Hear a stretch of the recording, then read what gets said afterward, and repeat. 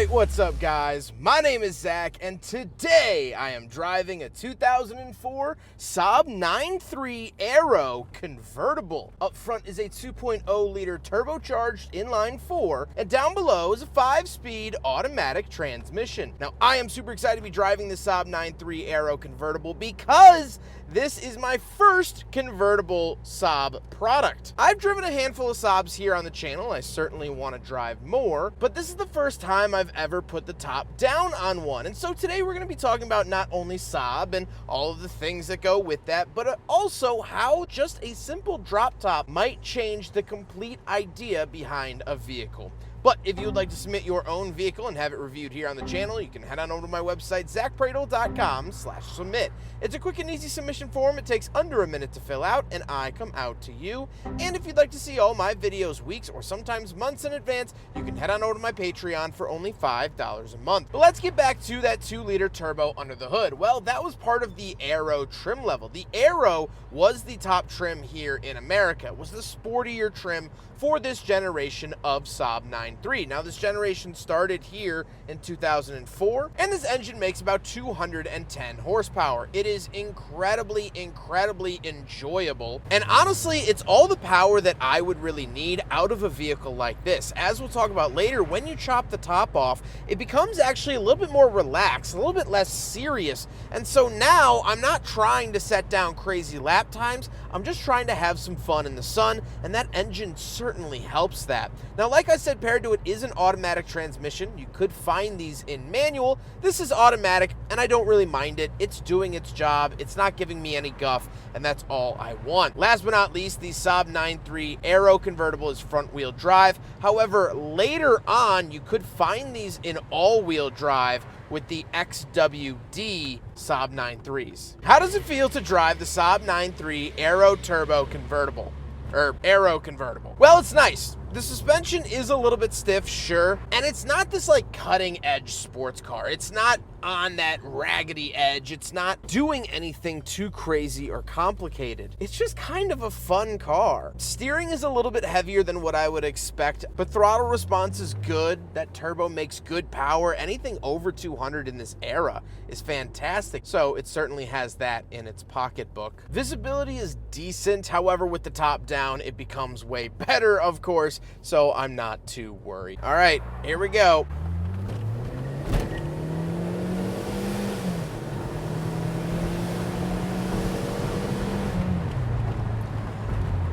It scoots you along.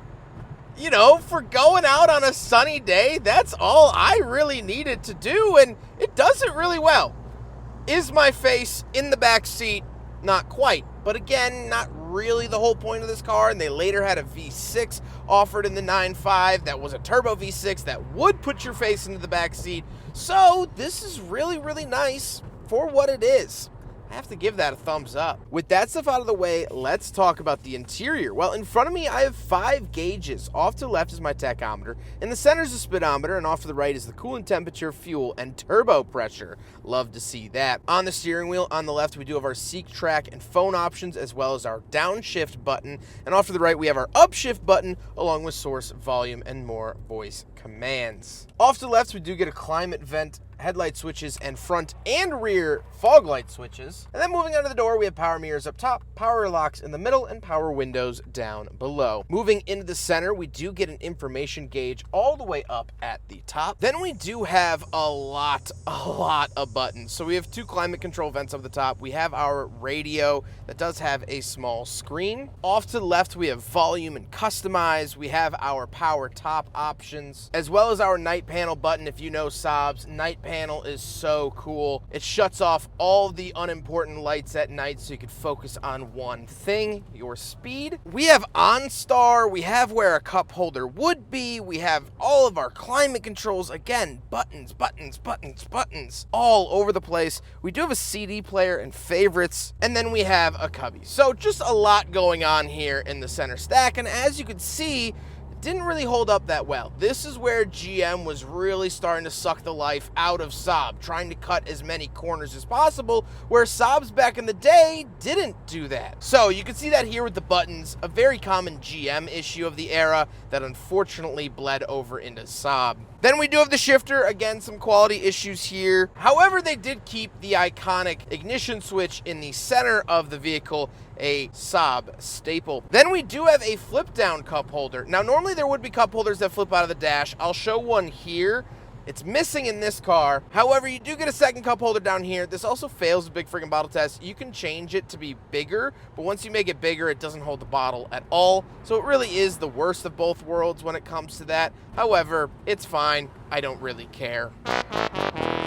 Then we do get a center console and the seats. The seats are leather. They've seen better days. However, they are comfortable and they're holding me within this convertible so I can enjoy the nice day. However, speaking of seats, we do have back seats. So let's see how easy it is to get in the back of this convertible. All right, so to get in the back, you just push this up and then you sit down. It's not anything crazy. It's not super hard to get back here, but once the seat is back in its spot, I have a little bit of leg room. It's not the worst thing in the world, but definitely the four-door sedans obviously have a lot more space around them in the back. So it's not the worst experience. It's not terrible, but I am in the back of a Saab, so that's always a little fun thing. I don't get a center console. I do get climate vents back here, which is very interesting for a vehicle like this. Normally, coupes don't include rear climate vents at all, but this actually has it. I would assume that's carried over from the sedan that probably has it for its back seat. But nevertheless, here's the back seat of a Saab 9.3 convertible. All right, around the trunk of the 9.3, we have a little button here on the key fob that should work. So after getting the owner's help, I was able to get the trunk open. It didn't want to open. The trunk popper won't work if it doesn't think that the convertible top is all the way down. Even though the convertible top was all the way down, the car didn't think, so it wouldn't pop the trunk. But here it is. Here's the trunk after all of that. We had to open it manually by popping the cover off.